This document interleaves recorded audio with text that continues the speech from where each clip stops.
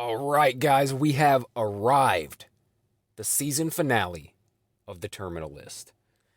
Now, there were a couple twists and turns that I did not really see coming. Like I said, I don't know. I can't remember if they changed this from the book or not, but I don't remember the big twist at the very end. Anyway, this episode sees the reporter Katie hanging out with the Secretary of Defense, Hartley, and Hartley kind of giving her side of things. We discussed this in the last episode. That was like the cliffhanger of the last episode.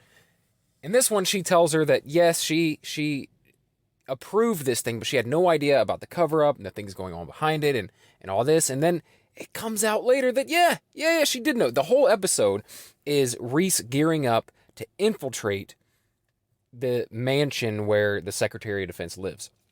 And she has like crazy armed guards everywhere around the property. So it's like full-on commando. I mean, I know I said I compared, I think it was episode 3 to Commando. Maybe it was episode 4. I think it was episode 3. But this one is Commando. A lot more bad guys to take out. And you know what? You know what's really crazy, though? The only thing that kind of bothers me is that all these armed guards aren't really bad guys, right? They have no idea. They're just there to protect the Secretary of Defense. Like, it's not like they're bad guys and she's a known villain and they are hired guns. Like, it's not like that. They're like government people. And I don't know. It's kind of messed up, but it just spotlights and really like focuses on the fact that Reese is out for revenge and he's not going to let anyone get in his way. Now, he has spared some people along the way that he could have killed, if he just wanted to blatantly just murder anyone who got in his way. But these guys are armed guards. They're going to take him out if he doesn't take them out. So, I don't know. He goes in, though. He and Ben working together. Ben has the 50 cal. Reese goes in with his rifle, and they infiltrate this place at the dark of night. And it's badass, man. Just taking out guards left and right all over the property. Goes into the building. And Katie's in there with the secretary in the panic room. And it's just intense, man. Like, Reese takes some injuries along the way. It's tense. It's badass. It's a lot of fun. It's old school, man. It's like the old school action films of my youth. And anything that gives me that, I absolutely love. Absolutely love it. You know, the more action-packed, the gorier, the more intense, the more violent, the better. I'm a 90s kid, man. I can't help it. I love this stuff. And maybe that's not great. And maybe this time and age, people think we don't need any of that kind of entertainment, glorifying, this lone wolf, with his own score to settle type thing. But man, cinematically, I absolutely love it. Love it. And I couldn't be happier with this adaptation of Jack Carr's first novel. I think it's fucking great. I know some people have complained, but as I said, the audience score is 95%, the critic score is 40%, and that kind of tells you something. The fans love it, and I doubt a lot of the critics are readers of the novel. So take that for what it's worth.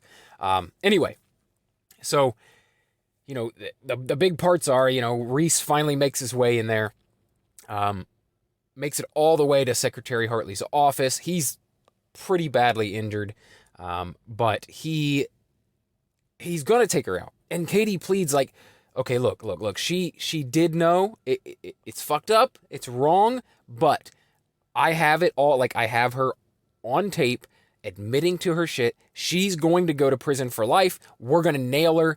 We got her. We've got her. You don't need to kill her. And it really looks like Reese is not going to kill her. It looks like he's going to stand down for Katie's sake. And since, this woman didn't really make the decisions or pull the trigger, but she was there and didn't say anything to stop it or admit that she saw it. She didn't, like I said, she didn't actually pull the trigger. She didn't actually give the order.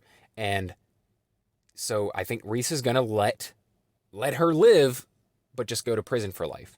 But then very last minute, Hartley takes herself out It looks like she's about to pull the gun and shoot Reese, maybe even shoot Katie, right? Take them both out, which that never would have happened. She might have gotten Katie and then Reese would have taken her out. But anyway, she pulls the gun out. You think she's going to pull it out and shoot Reese before he can shoot her. But no, she puts it to her head, pulls the trigger, and takes herself out.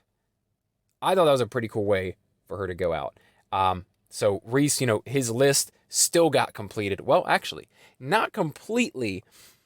In the end, we find out the huge twist, the big twist, the heart-wrenching, heartbreaking twist is that his friend, Ben, who has been helping him all along exact his revenge on all of these guys, was a big part of the conspiracy. Huge part of it. He helped it to happen. Goddamn, this is terrible. This is terrible. And I love it because you don't really know what's going on. You don't know what's going on. You just see Ben by himself. After this is all over, you see Ben out surfing on his own. He gets into his boat and then boom, Reese is there waiting. Reese is there and he's like, he knows. He knows. And you know what? Ben at least is man enough to admit it and take what's coming to him. He's like, let's finish the list together, brother. Take me out. And instead of, what some other shows or movies might do where Reese is like, no, you have to live with it. No. Fuck that. Reese pulls his pistol and takes him out. The end. The end. All we get after that is Katie publishing her story. The Pentagon, there's a big conspiracy that's outed now, and Pentagon's under investigation. All these government officials are being investigated. Katie's article did the trick. It blew the lid off of this whole thing, and now they're doing a huge investigation into all this government corruption, and we know that Reese is still alive. He sailed off on Ben's boat out into the ocean. Looks like he's heading to Corto Maltese to hook up with his good friend, Rafe Hastings. And as I said before, Rafe Hastings is someone that features very heavily in book number 2. So it's really cool to see in the end, like even with different twists and turns, in the end, it ends in the exact same way of the book, which is Reese heading off into the ocean on a boat towards Corto Maltese to meet up with Rafe Hastings. Like that is exactly how the book ends. I can't remember though if he finds out at the end of the book. I don't think so. If he finds out at the end of the book about his tumor, because he never did see the doctor again. After finding out he had a tumor, he never went back and got any more tests or a biopsy or anything done. So you assume that he's eventually going to die from this. So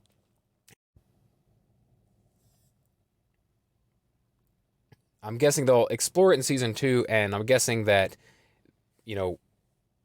we're going to get a season 2. I think, like I said, audience-wise, I think people love this. This was the number 1 show on Amazon for the entire week after it was released. It may still be right now.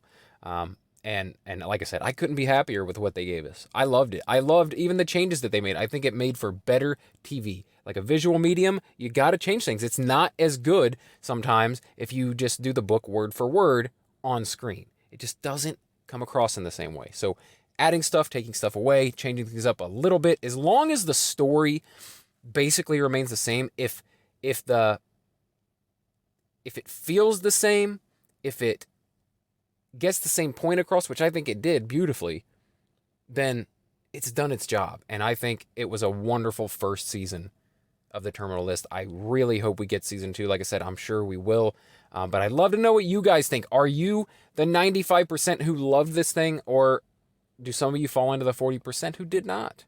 Or the 5% of audience that did not like this. I would love to hear what you think, and I would love to hear why. If you disliked this series or any specific episodes or changes, let me know in the comments below, or hit me up on Instagram or Twitter. Let's talk about it. I love going back and forth about this stuff.